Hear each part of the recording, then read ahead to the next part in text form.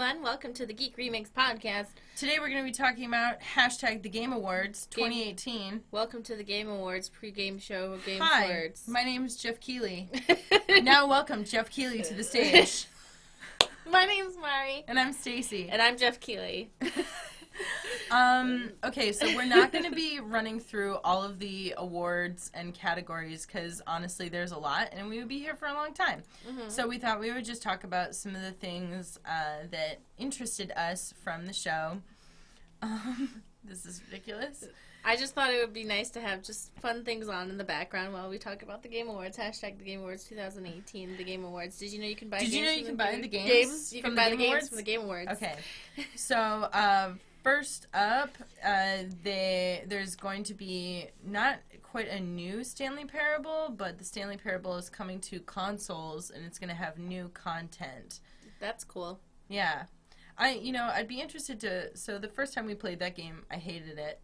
I think it was because we got the ending where you just have to kill yourself, and you're like, how is this choices? And I was like, there's other choices, and you're like, no, it's too late. I've seen it. Yeah. I've seen it all. And I was like, no, there's a million choices. No.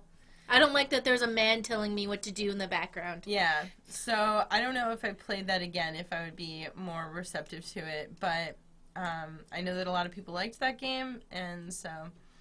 I liked that they had Reggie up there. Okay, so they had the heads from Sony, Xbox, Microsoft, whatever. Sony, Microsoft, and Nintendo. Nintendo up there. And Reggie, who's the head for Nintendo, was the only one wearing, like, a gaming t-shirt, and the other two guys were just, like, up there in suits. Yeah, like, okay, whatever. We see how it is. But, of course, Reggie is, like, high-quality meme content now. Always. So, they had a pretty cool orchestra this year. So they came out in a couple different... And I thought that was kind of neat. And I liked how that they didn't have the orchestra up there for, like, 10 minutes at a time. Mm-hmm. It was just like, here's 2 minutes or 3 minutes, whatever, of a song. Mm-hmm. Red Dead Redemption 2 obviously won a bunch of awards. Which, we were talking shit, but, I mean, we weren't really taking it seriously, and I feel like people felt like we were attacking their soul. I think that sometimes people, it's like, they think that just because, like, you're criticizing something that you think it's, like, bad or, like, doesn't deserve to exist, and it's not the case. I was just like, no, there's other video games that happened, and on top of the fact that I felt like they were really abusive to their team, and there's like this huge problem in the games industry where they're very exploitative of people being like, I want to work in games so badly that I'll make literally any sort of sacrifice that needs to be made. That I'll work for, 70, 80 hours a week. 100 hours a week. So they had so after, I forget who it was that made that statement, it was like the head writer or something. He said that the team was working 100-hour weeks, and everyone got really upset. And then he came back and he was like, oh no, that's just like the senior writing team.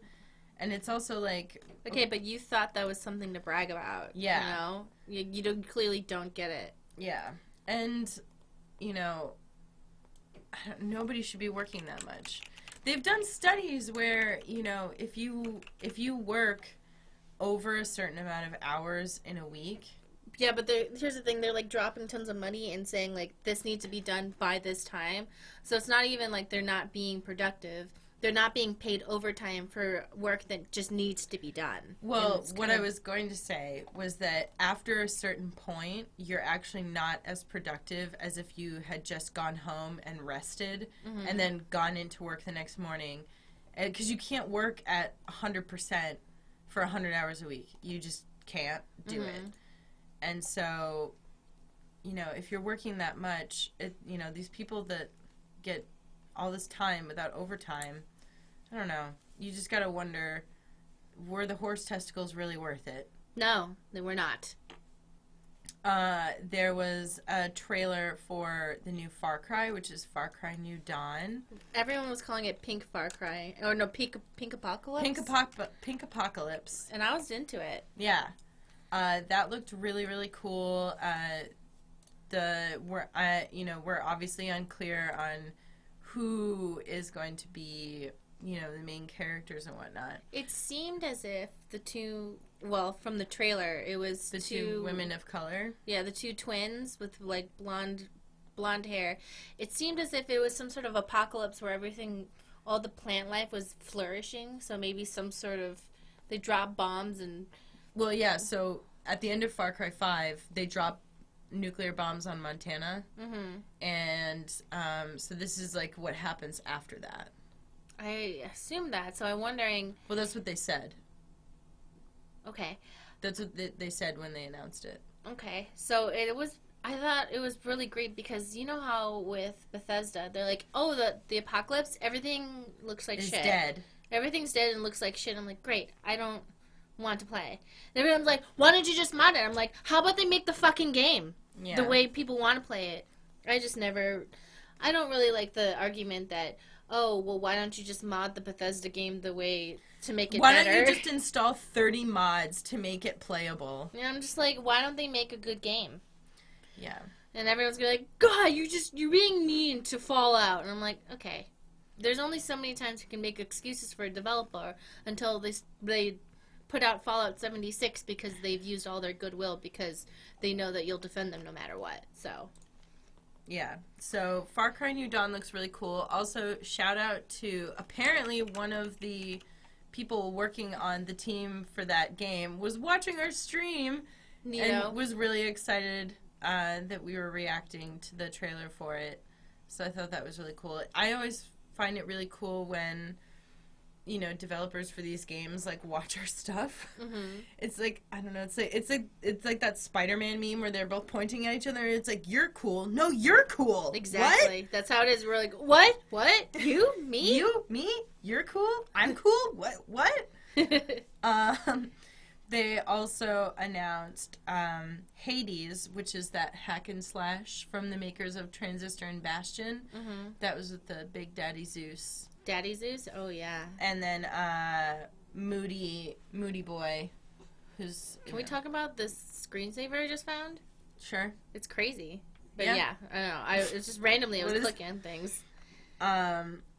There were also a fair amount of anti-vaping ads. As Stacey was vaping. As I was vaping. Stacey was like, hold on, I need to go vape. I need to go vape. And then this commercial pops up and it's like, did you know vaping causes AIDS? You wouldn't download a vape. Yeah. It was, okay, so you wouldn't vape a car. I understand that they don't want kids to think vaping is cool because we don't know the effects of it. And it was like, if you try vaping, you're 4 times more likely to start smoking cigarettes. And I'm like, okay, that seems true. But it was just still really ridiculous. So, I guess my thing with vaping is that if somebody does not smoke at all, I wouldn't be like, go vape. No. But if somebody smokes cigarettes and they're like, oh, maybe I can quit smoking and vape instead, that's like the only time I would recommend it. You know? And I mean, we don't know the full science on that. I don't know. I just kind of look at it as... Do it. Hopefully it's not as bad as smoking. Yeah, hopefully it's not as bad as smoking. Yeah. There was another trailer for Anthem, which is that BioWare, like, Destiny clone. Yeah, it doesn't... He was like, it's fantasy, but you're wearing armor. I think those are the words he said. And I was like, okay, cool. I mean, I'm going to wait until the game comes out because I don't know how to feel about what you do anymore, Casey Hudson. Yeah. You know? So, my thing with Anthem is that it doesn't look like the type of game I would want to play, but I'm really scared that it won't do well because I'm like, if it doesn't do well, what does that mean for BioWare? Well, here's the thing. I think we need to be okay with the fact that BioWare isn't the BioWare that we knew a long time ago. Like, I think... I don't even know you anymore, BioWare! No, I'm serious because it's okay to just move on because they were bought by EA and then the slow decline of making them turn out games faster than they're able to make them happened. But Anthem has been in development for a long time. And I remember they forced them to give Dragon Age an extra year of development, being like, listen, it's not going to happen. You have to give us another year. For Dragon Age Inquisition? Yeah, and then Dragon Age Inquisition was good. And then they forced them to make Mass Effect Andromeda, and some people liked it and other people didn't.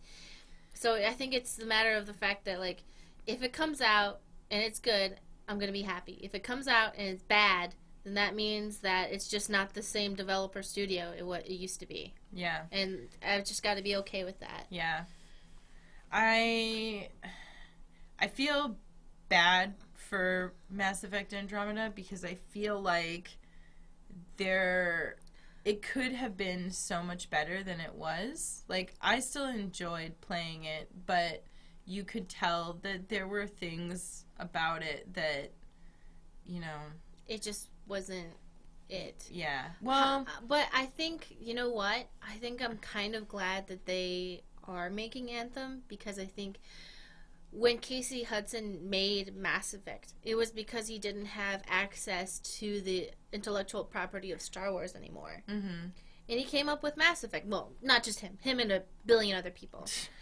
And him and the main writer. Half the population of the planet. Him and the main writer that they made go work on KOTOR instead of Mass Effect, and then you see a significant decline in the quality of writing from Mass Effect 1 to Mass Effect 3 because the lead writer was moved to another game. Casey Hudson, I'm blaming you for this, and EA. Mm-hmm. I think that if he's given a new IP where he can do all the ideas he wanted to do, maybe, you know, Mass Effect Andromeda, he was trying to implement ideas that he wanted to do for a new IP, but EA was like, no, you have to do another Mass Effect game. It did so well. And he's like, okay, we reboot it, and we just do different things at a different place, and it's fine. It's also... So if he's able to do Anthem on his own thing, maybe it'll be good. And I feel like, even though I know a lot of the things that bothered you about Mass Effect Andromeda were, like, a lot of, like, the little lore inconsistencies. Mm-hmm. And it's like, even though somebody might be able to overlook that and say, I still really enjoyed this, there's something to be said for the fact that this is, like, a game that was set in this really rich universe, mm-hmm. and just had so many little things that they didn't keep consistent. Mm-hmm. You know what I mean? Yeah. And I think that that's, like... That was important. Even if you really enjoy the game, that's still a valid criticism, I feel like. Yeah. Can we talk about Christopher Judge and his LGBTQ plus pride shirt? Oh my god! It was so... He came on stage and I was like, that's a very interesting suit. And I didn't... It was taking me a minute to, like, process it. Well, and I'm pretty sure that was, I think that's, like, a famous image for something in the LGBT plus community, but I can't quite, like... put it together. I'm going to put it on screen for people watching on YouTube. Yeah, just do, like, Christopher Judge the Game Awards. So, for those who are listening to this... the Game Awards. Here we go. Here we go. Here, I'll get that picture. Yeah. This is a good one. So, it's this suit, for those listening, it's this suit with... both the blazer and pants have an image of a woman, like her face, kind of all over it, like an all-over print. It's like black and white, and then the lips are red.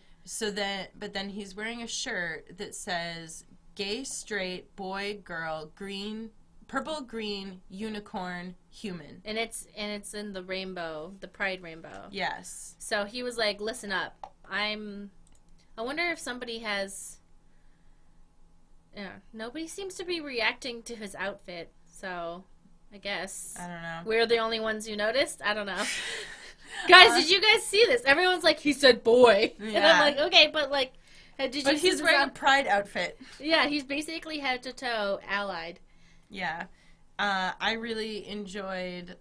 I don't know, I just really enjoyed seeing that on stage. And there was more LGBTQ stuff. We'll get to that in a little bit.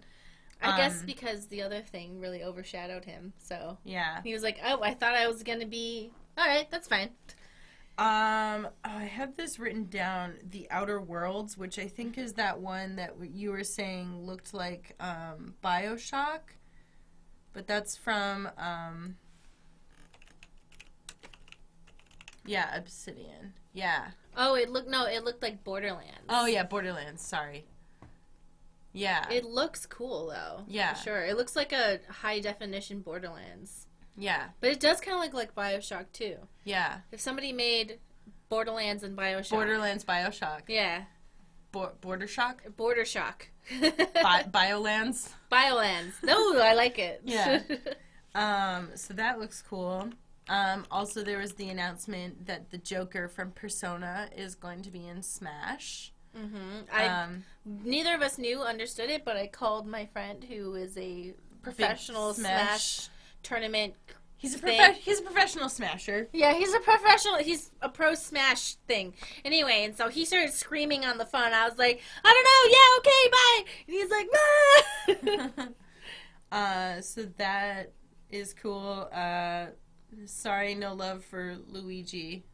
Waluigi. Waluigi. Yeah, Luigi's in there, but Waluigi? Yeah. I guess not. I feel like, it would have been a really good announcement is to have Waluigi being like, he was forgotten. You don't know what it was. It was like, forgotten, betrayed, left behind. They should really go for it when they finally announce Waluigi because everybody wants him. Oh yeah, for Be sure. like that scene where everybody was fucking dying. Mm-hmm. Waluigi comes in and saves the day. He crawls out of the dust. Dead bodies everywhere. We also got an announcement trailer for the new game from some of the developers. I think it's just some of the developers at Hello Games, which was The Last Campfire. Mm-hmm. And that game looks really cute. I don't know if you remember it. It's like this little... I don't know. I honestly don't know how to describe it besides cute. But... I don't know what this is. I just clicked... Okay, so I have this thing. I just clicked on it. People are just like, what are you using? I'm using Wallpaper Engine, and I just typed in Waluigi to see what we would get. So. Wow. So that looks pretty cute. And now, Sonic Fox. Sonic Fox! I wonder if Sonic Fox has a wallpaper. No. Okay, so for those of you who are not familiar, Sonic Fox is an esports player. He is a black queer furry. Black gay furry. Black gay furry. Yeah. I just was like, I had no idea who he was, but he came on stage. He put on the furry hat, and I was like, the furry head. Sorry. Yeah, it's hat. The furry hat, and all the furries are freaking out right now. They're like, it's a fur hat or something. And I just automatically, I was like, that person has so much. Well, it wasn't just the head. He was up there in his fursuit with his esports uniform over the fursuit. And then he came on, acting like a wolf, and I was like, it was so over the top that I was like, I had nothing but respect for somebody who could go so hard. Yeah. Some people were being like, whatever. It's like, you know what? You didn't win, so shut up. This is his moment. Yeah. It's interesting because I saw somebody saying that, I just wish he hadn't brought the politics into it.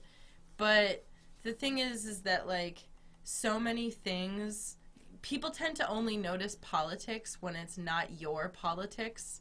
And, to a lot of people, his existence is political.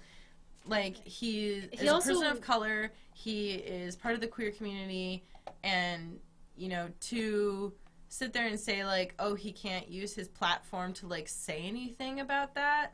I mean, and then people were like, can you name any laws that actually discriminated against gays? And I was like, yeah. Here's 2, and you can Google the rest. And they're like, oh, so blah, blah, blah. And I was like, mute. Yeah. That's it. I'm going to do one piece of labor for you. If you actually care enough to want to know, you can look it up. You could literally just Google Republican anti-gay laws, and there'll be shit. So there's laws in a bunch of U.S. states that allow companies to discriminate against gay employees. Like, there's places where you can be fired for being gay. Mm-hmm. And they say it's because for religious reasons. Yeah, and this doesn't even touch on other countries, because the thing you have to keep in mind is that... And these are all Republican passed laws, pushed by Republicans... In the U.S. In the United States. These are all pressed by the Republicans, which is why he said, Republicans hate me. Yeah. And not on top of the fact he said... I don't want to erase the fact that he says he was black, too. And there's a bunch of, like, instilled racism in our institutions, too. So I don't want to erase that either. It's just that people being like, oh, I'm a Republican and I don't, like, hate gays. And I'm like, okay, but you don't care enough to not do it. See, okay, so the thing is that, like, there's a difference between, you know, a person who is a Republican and a politician who passes laws. You know what I mean? Mm-hmm. So, like, you can sit there at home and say, like, oh, I'm a Republican and, like, I don't hate gays, or, like, you know, I'm cool with people of color. And it's like, well, right, but the people that represent your political party in the United States continue to pass a bunch of discriminatory laws and do a bunch of stuff. And I think it's totally fair for him to peacefully and just lightly say, this is true. Like, that's what it is. He didn't even really go into it. He made a quip. Exactly. About oh, like, I'm everything Republicans hate, or something like that. Yeah, Republicans hate me. That's, like, the most, like, that's not even a burn. That's just a fact. That's not even, it's not even saying anything. There's literally Republican politicians who fund anti-LGBT plus, like, commercials. Yeah. Have you not seen all the commercials showing trans women as sexual predators for some reason? Yeah, I mean, remember the you know, like, the trans, like, bathroom laws. Yeah, the trans bathroom laws. Like, that was an actual thing that happened in the U.S. where they were trying to pass laws so that trans people could not use the bathroom that corresponds to their gender. And also the laws that they passed, they said that you can deny somebody, or they passed it and withheld it in other states not withheld, they enforced it in other states, where you can deny somebody service based on your religious whatever. So basically, it's coded so I can deny people service because they're gay. And I'm not just talking about pizza. There was a lesbian couple who was denied service from a fertility clinic. Yeah. That's, like, actual things. So if you're going to allow that, that means that doctors can refuse services. Oh, my God. There have been cases where okay, so this is not to do with LGBT, but a woman was denied medication from a pharmacist because the pharmacist didn't believe. So there's a medication that he perceived as being used for, like, medically assisted abortion or whatever. That's not what it's actually for. But it's also used if someone has a miscarriage to, like, assist with getting rid of all the stuff. Yeah, getting rid of stuff. So anyways, she has a miscarriage. You're supposed to take this medication to, like, you know, assist the body with, like, recuperating from it. The pharmacist denied it to her. She had nowhere else to go. So another thing to keep in mind is that, like, when you get these, like, denial of service laws, it's really easy to be like, oh, just go somewhere else. But in a lot of cases, in a lot of places in the U.S., there isn't somewhere else to go. You might have to travel, like, 4 hours to another place, or there might not be another place that's, like, within an easy distance for you. So, like, it's not... You can't just sit there and be like, oh, just go somewhere else, or, like, oh, it's just a wedding cake. This is why we had the GI Bills, where, you know, after World War II, Japanese people who fought for the United States were denied service in Hawaii, and so one of them became, like, a politician and said, we have to pass this law because people are denying me service based off of my race/gender, blah, blah, blah, blah, blah. And so that's covered, but suddenly because you're gay, so that can't be covered. But that's not, like, a choice people are making. You can't choose to be gay. You can't choose to be LGBT+. And people are like, oh, this is for religious reasons. I'm like, everybody's going to use the religion thing to deny service. It's not about that, you know? Yeah. And, you know, when people get kind of bent out of shape about, like, oh, well, it's just like a wedding cake, blah, blah, blah, blah. It's not about the wedding cake. It's about the fact that it sets a precedent that can be used in a lot of other circumstances. Like the lesbians being refused service at a fertility clinic. Yeah, or like a pharmacist, or like, you know, things that are, you know, have a higher stakes, I guess, is what I would say. Because I don't want to say that, like, all this other stuff isn't important. I can't imagine being in a position where, you know, you live in a place where there are not a lot of, like, can you imagine, like, because it could be any place that could deny you service, like, anything that you could need. I can't imagine. So, anyways, we were really excited to see Sonic Fox win Best Esports Player. And I think he's really young, too. He was really nervous when he gave his speech. He was like, oh my God. He did really well. If that had happened to me, I'd be like, hi. Yeah. And then I'd, like, fart and then run away. So then they had the Devil May Cry, like, metal theme come out. Remember that was fun. Pull my devil trigger. Yeah, we were talking mad shit at the beginning, and then we were like, wait a second, this is cool. Yeah, can we talk about how when we first okay, so we streamed, if you're listening to this podcast, we did upload the footage from our Game Awards stream, which we covered live. So that's like 3 hours long. It's uploaded to the YouTube channel, so you can watch it if you want to see our live reactions to all of this stuff. But I love how we started out. We were like, yeah, we're not going to take this too seriously, like Sassy McSass. And there's like, this is cool. Stuff, and then this is cool stuff. Then all of a sudden this cool stuff starts happening. I'm excited for DMC5. We all are. Yeah. I understand that this is DMC, so whoever's watching on YouTube, this isn't DMC5, this is DMC the reboot. Don't show it to me. And I'm like, you know what? Yeah. I like DMC. I know. Me too. We had Celeste winning Best Independent Game. That was the team. Remember they brought the whole team up on stage and they were all like really super cute and they looked like a bunch of like goth indie like hipster friends. They looked like a bunch of characters from a comic book about people who get superpowers. Yeah.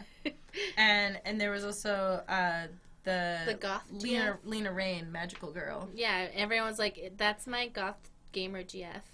Yeah. There was an announcement trailer for The Pathless, which was that game with the girl who had the hawk. Remember, it was really beautifully drawn, and she's running through the forest, and she like jumps off the cliff and hangs onto the hawk and is like flying around. So that looked really cool. There was also an announcement for the Stranger Things game, which has a real retro feel to it. And it's interesting because there was like this brief moment where they first showed it, and I was like kind of disappointed that it wasn't that the graphics had that like retro feel to it. And then I was like, you know what? I actually really like that though because it looks like it'll be really accessible. I think it's on mobile, right? I don't know if it's going to be, I don't know. But it just looks like, you know, if you want a bunch of people to be able to... Her boobs are swaying in the wind. Don't think about it. They're moving independently, okay. No, well, they were, the breeze was going and her boobs were billowing in the wind, so. Of course. So, yeah. You have the sound off for those, right? Yeah. Okay. It's not even recording sound, so don't worry. Okay. All right. And so, but the Stranger Things game, I think it's going to follow the events of Season 3, which I think that's maybe, I don't know when that's coming out. But that looked super cute. I'm excited to see what they do with it. There's also going to be a new Mortal Kombat, which the graphics looked super cool. I was a little disappointed by the music choice. Oh, yeah. Mortal Kombat. Not because it's a rap song, but just because that song was so low energy. Yeah, it just didn't have I kind of wanted something to be a little more like... Yeah, because they were like doing the coolest moves, like shoving each other's eyeballs out. And he like exploded his head, and the guy was like... I like girls. The door was open, and then like this, literally this level of rapping, and then I said this, and then even the beat was like ba ba ba ba ba ba ba ba ba, and I was like, I don't. What? Yeah, and I don't know, for Mortal Kombat, I would just really want it to be something super high energy and like, we're gonna mess everybody up! Like, but yeah, the graphics looked awesome. Also, I thought you might want to talk about Psychonauts 2. I'm just really hyped about it. Psychonauts was like one of those big games that I really liked as a kid, and all the ports of it suck really bad, so I just have to like think about it. Remember it the way it was. Yeah, I just have to just think about Psychonauts if I want to play it, because I try to play it on PC, it's fucking all over the place. I try to play the Xbox ports, and it's like the sound is 1 second slower than the animation. Oh, no. And I'm just like, ugh. So every time I want to play Psychonauts, I just go, I guess I'll just remember it. I'll just remember how awesome it was. I'll just think about how much I liked it. Unless I want to, like, really get my PS2 out and go for it, which I don't. Yeah, I didn't really, from the trailer, I mean, I didn't play the first one, so I couldn't really follow along with what the story was going to be. Oh, so Psychonauts 1 is basically about Rasputin, the main character. He breaks into Psychonauts camp. The game is basically just the most childish thing, and he's learning how to do it, and he has to defeat this person who's stealing people's brains, and it's really fun. And my favorite level was the Milkman conspiracy, because you're in the mind of somebody who just has lost it. It's so fun, because the first half of the game, you're at camp, you're learning all the things, and they train you by letting you inside of their own brains. And you can go around and, like, run around their brains and do different obstacles and stuff. Each one's themed differently. It's super fun. And then the second half, you have to go across the lake to an asylum. So you're going into people's brains who are not all there. Yeah. And it's a really interesting the way they show it. Yeah. Milkman conspiracy is great. It's really fun. There was also the trailer for DMC5, which... it was so funny because during the stream, you were like, did you see the testicle monster? Did you see it? Yeah. It was a nutsack. And I was like, honestly, I was so overwhelmed by all of the gorgeous people in the trailer. Because it was like, hot girls, hot guys, everyone looks like anime. Everyone looks really brooding and, like, dark, and they're wearing leather. And I was like, oh my god, like, who am I going to ship with myself? I like how the characters aren't super successful in anything. They're all like really powerful, strong people, but they all live in a van. They all live in a van together. So I find that, like, that level, they're like, so millennials, they all are highly qualified and have no job. Let's make a big game about people with superpowers who live in a van. Yeah. And they're like, yeah, okay. And everyone's like, yeah, this looks so relatable. I know. Because, usually in video games, they're like, I have a mansion and, like, whatever. You know what? There's going to be a level in DMC5 where Dante complains about his student loans. He's going to talk about socialism because everyone's desperate. And I know that people definitely want to hear us talk about the Dragon Age announcement. So I love everyone's reactions on Twitter, where it was just like... Everyone's screaming. Everyone's like, it's Solus! Fuck him. Come back. I love you. I hate you. I'm going to put you in jail. I'm going to strangle you, but then I'm going to make out with you. Yeah. Patrick Weeks retweeted your tweet. Yeah, and he said... Did you see what he said? He said, people ask me what the Dragon Age fandom's about.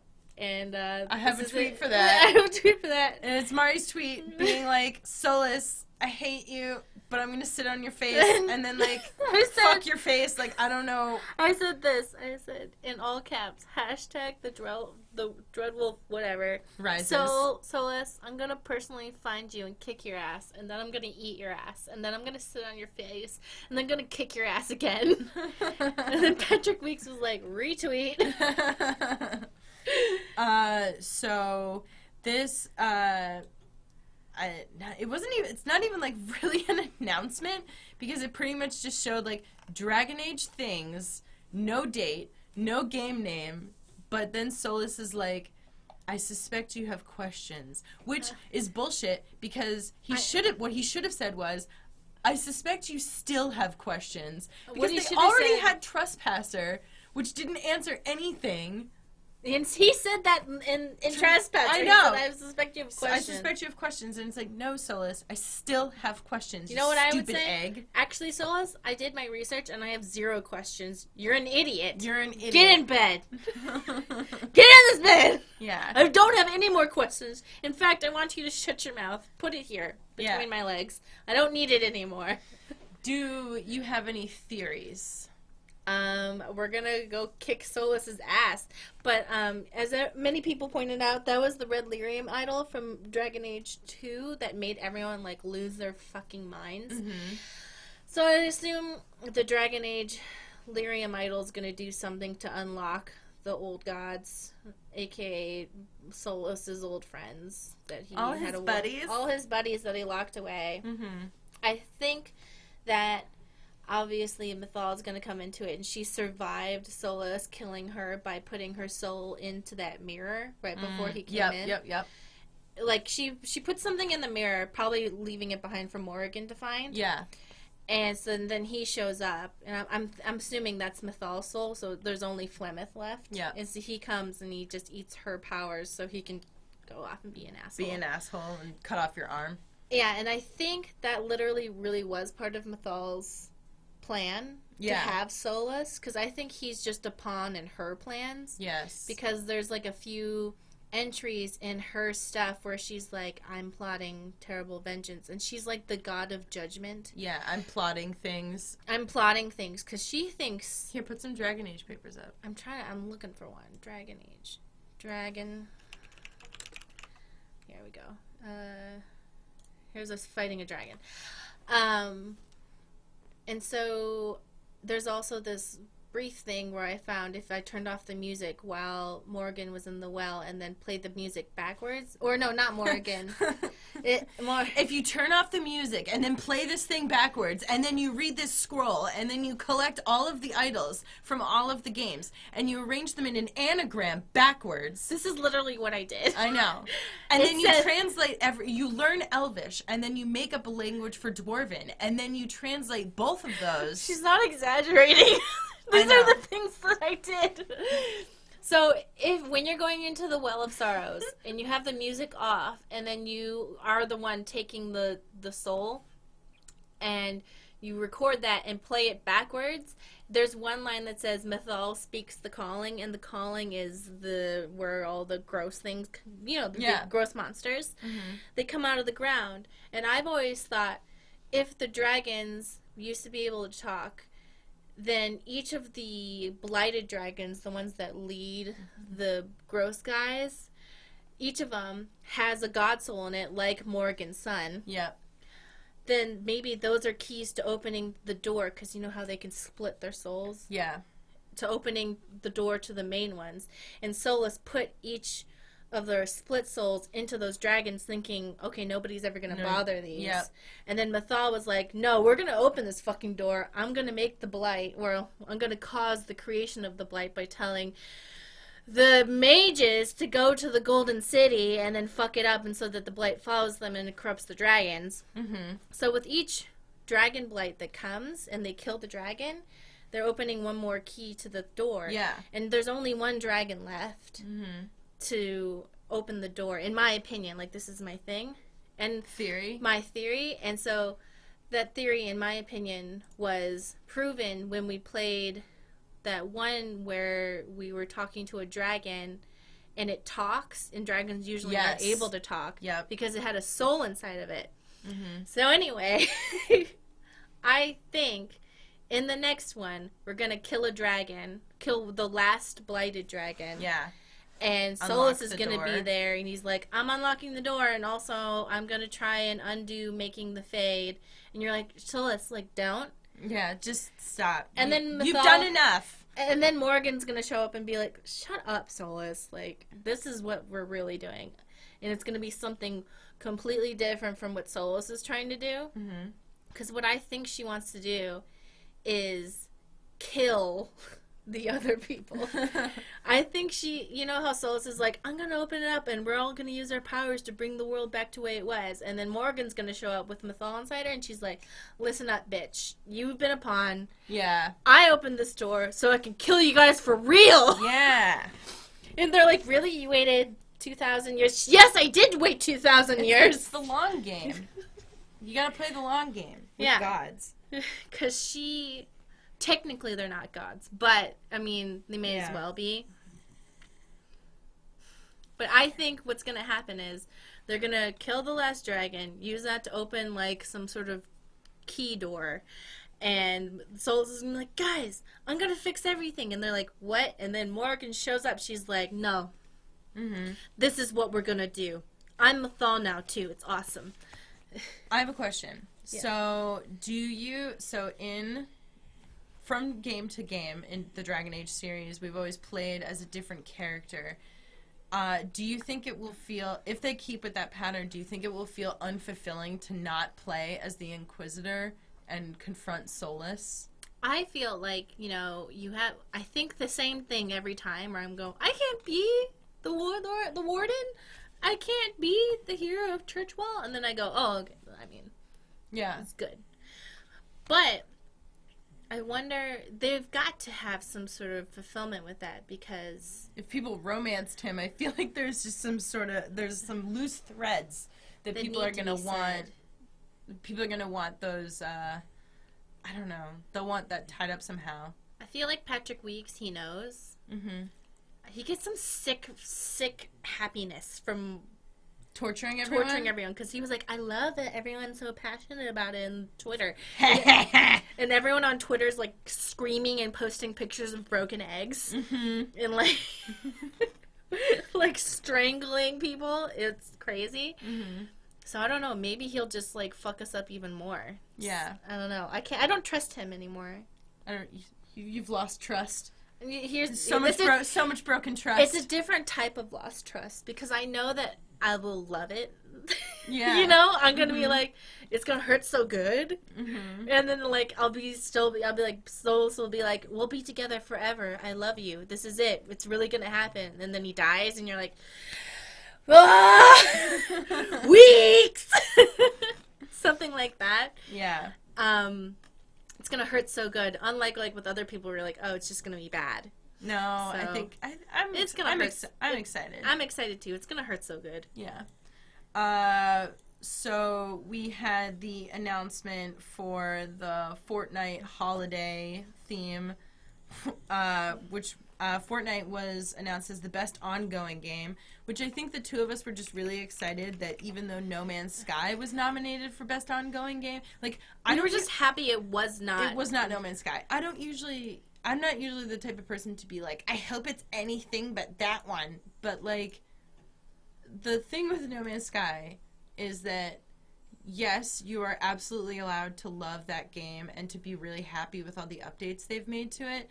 No, they should not get an award for including things in the game that should have been there at launch. Like, I know. I don't think we should reward that type of behavior in the game industry where like Destiny 2 and Fortnite were on there. I mean, not Destiny 2 and No Man's Sky were on there. Two games known for being absolute pieces of trash at launch. And I don't think they should be rewarded for fixing their game. Yeah. And if you're going to put out a game where you're like, oh, there's going to be more content added to it, it's one thing to say, okay, this is, maybe 60% or 70% or whatever of the content that we have envisioned for this, and then to include more later. Like, I think, that's okay, but when you just kind of include, like, very bare bones, you have people paying, $60 for this, and at the very beginning, it's just, you go in there and you're like, oh, I paid $60 for a mining sim. If you're hearing a dog snoring, that's just AJ. Yeah, I'm so. trying to, You're trying to wake him up? No, he can sleep, but just not, when he sleeps like that, he makes snuffly noises next to the mic. All right, next topic. Okay. So then we get to the end of the show, and Game of the Year award goes to God of War. If it went to Red Dead, I would have been really mad. But since Red Dead got like 5 other awards and then God of War got Game of the Year, I was like, you know what? Okay, now this seems fair. Yeah. Because I was just like annoyed. And then I know people in the comments of the coverage were like, why don't you like Red Dead? I'm just like, I don't know, man. I'm not taking this that seriously. We're just fucking around. Nobody needs Red Dead to be defended. They don't need you. They have billions of dollars. They're gonna be okay. Yeah. They won all these awards. We're not taking the awards back. Like, we're just two weirdos in the internet. Like, we're not hurting you in any way. And another thing that people pointed out with Red Dead is that people would be like, oh yeah, well there's this story thing that happens like, after 15 hours where then it finally, like, then the ending of the game, the payoff is so good, and it's like, okay, that's understandable, but you'll have to be forgiven if it's like the beginning of the game. It starts out really slow, and even people that really liked the game would admit, I think, that the beginning of that game is very slow. It's slow. It's slow, which is not like, terrible. It's not terrible, but it's slow. There's not really like emotional payoff until later, and I felt like what I really liked about God of War is that even though that's, it's still like a 35-hour game or whatever. I think it was 20 hours for us. I don't know. It was long. Really? I think it was, well, it was, okay, anyways, it was long. But they still managed, and there were like a few parts of it that, probably could have been paced differently. AJ, what? There were a few parts of it that probably could have been paced differently, but for the most part, I felt like they had a story that they told that just seemed, I don't know. Everyone's allowed to like what they like. Yeah. I'm not saying that Red Dead doesn't deserve awards, but I am happy that God of War, which was a game that I really enjoyed, and, the team on that worked really hard. I know that we have people from that team that listen to our stuff, which is really cool. So, hello, if you're listening. I was really proud of them. No, I thought Red Dead Redemption 1 was cool and stuff. I guess it's because Rockstar has this, every time, like, you hear about what their company is like, you're like, dude, what? Yeah. Chill out. Like, what is your deal? So those were all the specific Game Awards topics that I had. Was there anything else from the show that you wanted to talk about? Nope. Oh, that's good. I'm good. All right. How much time? We're at 47 minutes, which is okay. a good amount of time. Well, you know what? Before we sign off, then I'll recommend a book. You have any books that you want to recommend? You have any books that you want to recommend? No, because I'm stupid. Oh wait, the Lonely Shepherd by my cousin Blake Hall. Oh, okay. Yeah, it's right here. Let's see. He's very depressed right now because... Your cousin? No, my cousin. Okay. Yeah, so, what's the book about? It's about, like, cowboys, vampires, and stuff. Nathaniel feels a cold drop of sweat dripping down from his brow as he senses a cold pit form in his stomach. Yeah, it's like cowboys with like vampires, and then there's different people who embody different sins, and they do stuff. It's pretty, Blake Hall, The Lonely Shepherd. Yeah. That's his book. Please buy it. He is really sad. He's a very sad man. So I had a couple books that I listened to recently on Audible that I wanted to recommend. The first one is The Lady's Guide to Petticoats and Piracy. This is the follow-up to The Gentleman's Guide to... Gentleman's Guide to what? Anyways, The Lady's Guide to Petticoats and Piracy by Mackenzie Lee has an ace protagonist. Cool. She's also... It's like old-timey... This girl who, I don't know, she just goes on a bunch of adventures And I just like that it's, like, set in an older time, but she's very much, like, she's like, I want to be a doctor. And, like, but medical schools don't accept women. Mm-hmm. So she's like, how am I going to get to do this? And there's a bunch of stuff that happens. And she's ace. And just, I don't know. I really, really enjoyed it. And I really liked the main character. I like historical fiction where the female characters are not completely, you know... What's the name? The Lady's Guide to Petticoats and Piracy. Guide. There. Okay, they knew it. Yep. So, it's really good. Oh, so it's the sequel to The Gentleman's Guide to Vice and Virtue. It's a sequel, huh? Yeah. So the first book is about... Do you have to read the first one to know this, to understand the second one? Yes, you should, but I would recommend both, because the first book is about I recommended it on the podcast a while ago. So the first book is about he's bisexual, and he's in a relationship with a man of color, mm-hmm. and it's just really... they're just both really adorable books, and if you like kind of like queer stories that are kind of like historical, it's just really, really good. So I would recommend both of those. Yeah. Cool. And so if you want to check out any books on Audible, you can listen to a free title by going to audibletrial.com/geekremix, and that'll let you listen to a free book. There it is, on screen. If there is, so I think that's pretty much it. Yeah. So hope you enjoyed the podcast. We're going to be trying to do these on a more regular basis. My work schedule has just been really crazy and depression. So we're out of it. Yeah, if you want to support us, you can go to patreon.com/geekremix. Yeah, you can donate serotonin to us. Yeah. Well, it's like YouTube doesn't really pay the bills anymore because advertising stuff just, like, sucks on YouTube nowadays. Did you want to tell people about the podcast? What about it? The other one? Pixel Squirt? Yeah. We're working on bringing it back. But we're bringing it back to Pornhub because now we have...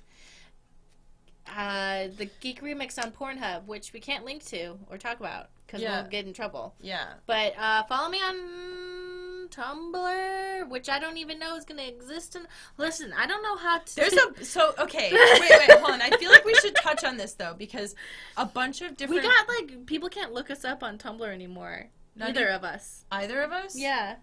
Oh. But I think that might be a bug. I don't know. Okay, so basically both Tumblr and YouTube have been doing this thing where, like, okay, Tumblr is banning not safe for work content, which is like 80%. That's like 80% of Tumblr. What are you doing? What are you doing? And then their stock dropped because they said that. I know. So, but one of the things about this is that they're doing it because apparently there was, like, kiddie porn on the site, and they're like, oh, rather than have it be so that people can report this, we're just going to ban all not safe for work content.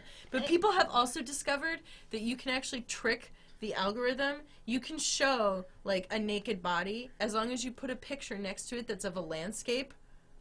Because there's two algorithms at work here. One of them is to give it a score of how not safe for work the image is, and the other one determines how safe for work it is. So if you can just trick the safe for work algorithm into thinking this image is really safe, you can actually trick the not safe for work, the whole thing. Isn't that hilarious? So people have been posting pictures of, like, oh, if I post a naked body, it gets flagged. If I post a naked body with a picture of an owl next to it wearing a hat, it tricks the algorithm. Can you imagine the very specific porn that we're going to be seeing? I know. So, but in addition to this, YouTube has also been cracking down on not even, like, see, the thing about Pixel Squirt is that it's like we're just having a conversation, but the thing is that, like, people can flag stuff like that, and then, you know, people kept flagging Dream Daddy. Dream which Daddy. Which was all censored. Yeah, they kept flagging it, and they don't really look at it, and they just do it because they're like, it's a gay thing! But nobody ever flagged Demon Crashers, because it was mostly lesbian and straight. Yeah. So that's... So, yeah. If your user base is homophobic, and you go, I can't... You gotta fucking fix it. Yeah. This shit's not gonna work. So, basically, content that, like, could possibly count as, like, not safe for work, even if it's, like, not even that crazy, we're gonna see if we can move it somewhere else so that people can still access it. We're moving it to Pornhub. Yep. We have an official channel. I don't know how to link it to or figure it. I don't know that we can put links on it. We can't. But we can't even tell you. Just try to look it up. It's there. It exists in the ether. But this is all a roundabout way of saying that if you would like to support us on Patreon, that would be really helpful because it's getting harder and harder. Like, we can still make content and put it up on YouTube, obviously, but it's just getting harder and harder to actually make money from it. Yeah, and people just, whatever, it doesn't matter. Yeah. It's not important. So, but thank you very much to everybody who already supports us over there. It helps us out a lot, and, you know. And also, like, I don't want anybody to feel bad for not doing it. It's okay. Like, this is just being like, do you have $1? Yeah, do you have $1 that... And if you don't have $1, that's okay too. Like, it's totally chill. One of the things that I always tell people, because, you know, people will come to you and they'll be like, oh, I'm so sorry that, like, or like, you know, when I get my next paycheck, and it's like, if it's gonna stress you out, then just, like, like our videos. Yeah. Share stuff with a friend. Or even just tell us, hey, I really like what you're doing. Yeah, words count. Because see, if you're saying, like, I have to wait until my next paycheck, do not donate. Because I don't want to have any sort of anything. Yeah. You know? Food is more important than, you know. Yeah. If you're deciding between supporting us on Patreon and even buying a video game for yourself, buy the video game for yourself first. This is for expendable income only. Okay? Yeah. If you have $1, cool. If you don't have $1, great. I don't care. We're just, you know. We're putting it out there in case you can help, but if you can't, that's okay. Make sure to take care of yourself first. Mm-hmm. Food, entertainment, self-care. I would rather you spend money on yourself, and then if there's money left, if you feel like it, maybe give it to us. Yeah. So. And, you know, like I said, like, liking videos, sharing videos, like, all of that stuff, like, drawing fan art, like, that's all, like, really awesome, you know? It not only makes us feel good, but it also helps, you know, other people find our stuff, which is always great. So, anyways, thank you to everyone who supports us in any way, and we will talk to you later. Bye! Bye!